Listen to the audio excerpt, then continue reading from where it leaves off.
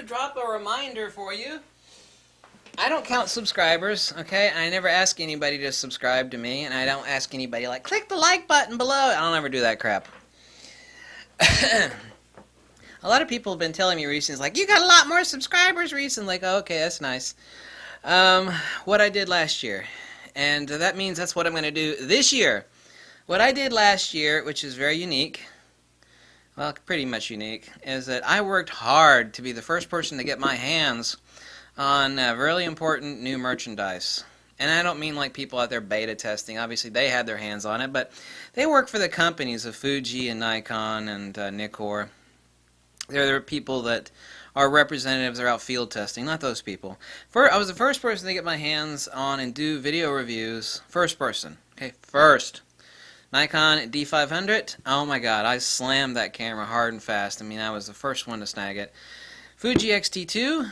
Various lenses, including the 70 to 200 2.8 E series lens. First person to do video reviews on it. First person to do video reviews on hell, oh god, there was a bunch of other stuff. There was some oddball zoom lenses that I got. That was the first person to do reviews on. There was like 5 other major things. I was the first person to do a consumer review of the Nikon D5. Very important. And the one thing that all these video reviews, see, when you're first at doing something and you have a lot of people watching you, then if you get it wrong, then people will bite your damn head off. In other words, like if all the other video reviewers come out and say, oh, you know, this sucks or that's awesome and it's completely contrary to what I say, then you're like, well, that fat tattooed idiot doesn't know anything because he was the first person to do video reviews on like this camera and he says it's just awesome, it's legendary, but everybody else says it sucks, which of course is not what happened in the case of this camera. You know, so the spotlight is definitely on you to perform accurately. While I'm a bit hyperbolic and sometimes, you know, a little bit nutty in some of my videos, that's simply for sake of humor.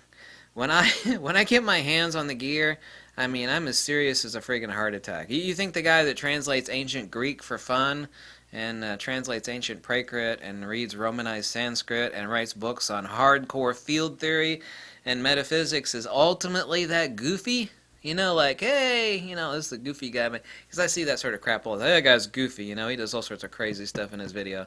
Sake of humor, you know, I need to be a little slightly entertaining. No, don't do that. Don't do that. Let me remind you what I did last year, and that's exactly what I'm going to do this year. Because I'm going to be the first person, oh, I assure you, to have my hands on the Fuji X100F. That's actually, I'm more excited about that camera than I am on the Fuji GFX. And on whatever major camera Nikon rolls out or major lenses Nikon, I'll be the first person with my hands on it making video reviews other than like some, you know, insider people. You know, obviously they'll have their hands on it first for beta testing and whatnot. But all the stuff that people gave me crap for last year when I made the first person to make reviews, I've been totally vindicated on. And I'm going to do the same thing, exact same damn thing this year. When I told everybody this would be a legendary camera, like this camera is incredible, it's the first person making reviews on it. I even found out that the Nikon people were sending memos all over the world. This is not hearsay, it's validated. Nikon was sending memos all over the world. It's like, oh my god, this guy is doing video reviews on the D500. He hates everything, but he thinks this camera is just the toots. He loves it. Nikon didn't say the tits. They said something very professional. I'm the one that says the tits. Everybody else, though, they're like, oh, you're so full of shit. That's a crop sensor camera. It cannot be legendary. It doesn't even have a pop-up flash. And I was like, no. You wait. 1,000% vindicated. Everything I said on the deal, I said it'll be a legendary. And that's exactly. It's been named one by basically everybody. Totally vindicated. Nikon D5, I said, this camera sucks. It's, you know, let's just forget about the fact that it's insanely expensive. Everybody gave me crap about that too. You know, that's Nikon's flagship camera. It must be awesome. It can't be, you know, miserable. I said, yeah, it is. So there's nothing special about it. It has an optical low-pass filter. It also definitively has been proven to have the worst low ISO dynamic range of any Nikon ever, I believe. Any Nikon digital camera. That's de facto statement about the D5. Been totally vindicated on that. There has been nobody chirping about the D5. Nobody's like, oh my god, this is so... 2016 is just epic for Nikon. The D5 is incredible. Yay! Nobody's done that. It's won no awards. It's won nothing. So, Fat Bald Tattoo Dude, once again, 100% correct. When the Fuji X-T2 came out, I was able to get my hands on that little sucker slightly early, shall we say, and I was ready with a lot of videos. I said this camera is incredible. It even has slightly faster autofocus than the Nikon D500, which it does, and I even proved it. Oh, no, you're so full of crap. There's no way. That camera is much, much, much, much, much faster than the XT1. I was like, yes, it is. Totally vindicated. Same thing with the Nikkor 70-200 2.8 E series with the fluoride element in it. $2,800 of super expensive Nikon glass. First person to do video reviews on it. Totally vindicated. Totally vindicated. So, I just want you to know that 2017, I'm going to do the exact same crap I did in 2016. Well, you know, sometimes I add some humorous flamboyance in the videos or whatnot.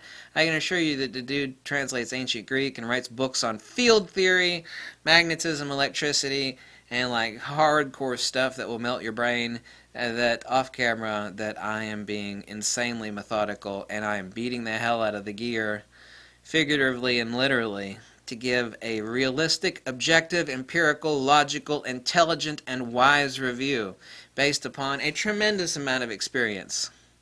And so I'm going to follow that same paradigm this year with the gear that's coming out. And my track record on the stuff that... See, when you're first, you know, if you're like 5th or 6th, you could just copy what the people said before you. Isn't that easy? Well, these people have already made video reviews. They say it's awesome, so I'm just going to parrot what they said. Well, isn't that easy? But when you're the first person doing it, if you don't get it right, you know, you don't get it right, everybody else says the exact opposite thing, then people are like, oh, you suck. Your video reviews suck. Your gear reviews suck. But that didn't happen.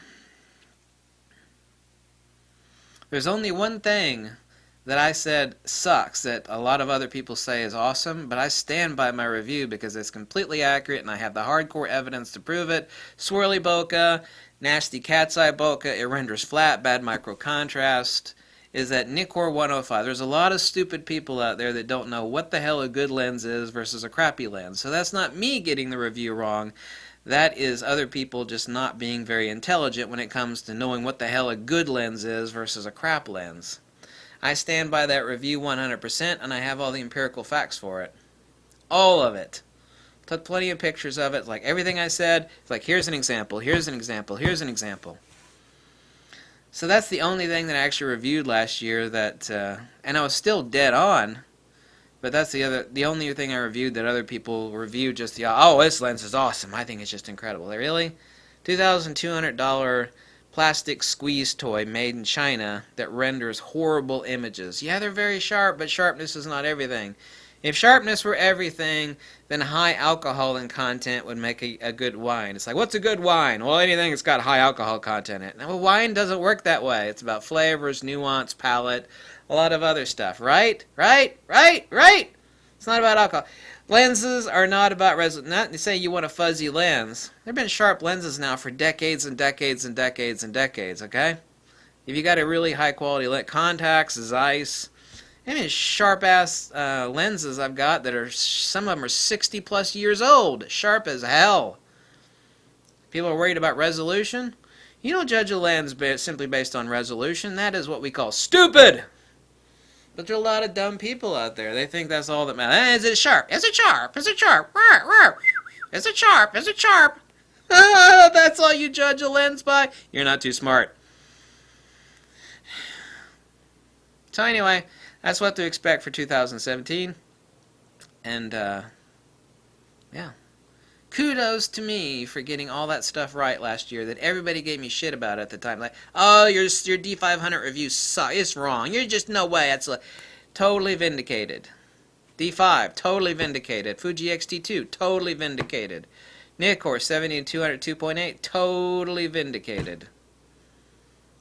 And I was the first person to review it, and everything I said was accurate. Thank you so very much.